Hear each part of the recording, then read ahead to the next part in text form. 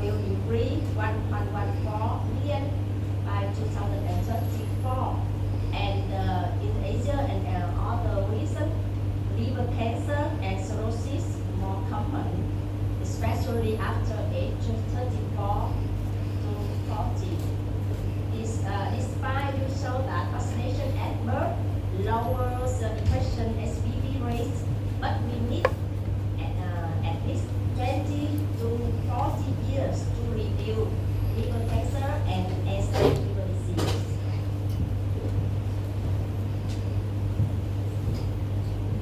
And firstly, I want to talk about the initial research, but it's very the first step is very important. This slide demonstrates how to identify chronic hepatitis B. As you know, HB certificate antigen until now you confirm chronic hepatitis, chronic HBV infection when persistent HBV positive for more than 6 months, and positive anti-HBC just show past and current HBV infection status.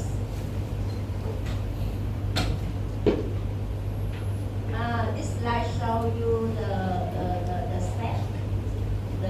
This slide list all the steps when you want to approach the patient with chronic hepatitis B.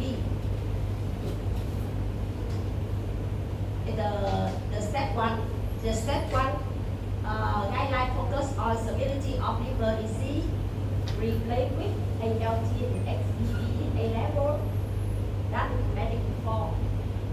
What the severity of liver disease? The severity of liver disease depends on the liver fibrosis, and in this guideline you see there are some number, red number change a lot compared to the previous guideline. For example, how to assess the significant fibrosis? You can use fibroscan with liver stiffening more than 7 kilopascal replaced with 7.5. About the cirrhosis, F4 is liver stiffening more than 12.5 instead of 11 ppa, and especially if you use up-risk score. Cirrhosis when the patient have an F3 higher than 1 instead of 2 or maybe 1.54. And the step 2. The step 2 I mentioned about the ALT and HBV ENA. HBV viral load determine the degree of viral activity. It's very, very important. Help you to making treatment decision. And AST and ALT just assess the degree of liver inflammation or damage. About the ALT level, it's very, very important because all of you think that ALT increase when more than 30 or maybe 40 or maybe 50 units. According to the guideline, the upper limit of normal for ALT, you see is very low. Less than 30 units per males and male children, and less than 19 units per day for female and female children. And the step 3, screening for co-infection and other patients is very important because almost doctor needs to screen these co-infections. STD, SIV, SCV, AFV for several types of liver cancer, especially comorbidity, factor liver disease, and type 2 diabetes. This is a new recommendation. Family history is the hepatic manifestation.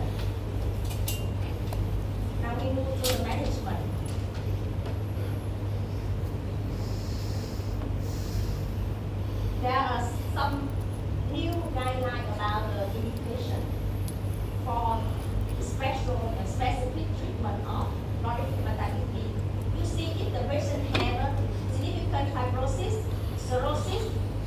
regardless of SBBDA or ALT level,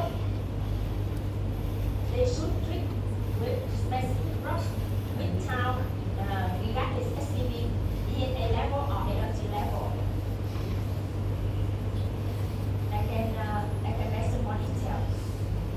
The first education, significant fibrosis or cirrhosis. It's a new recommendation.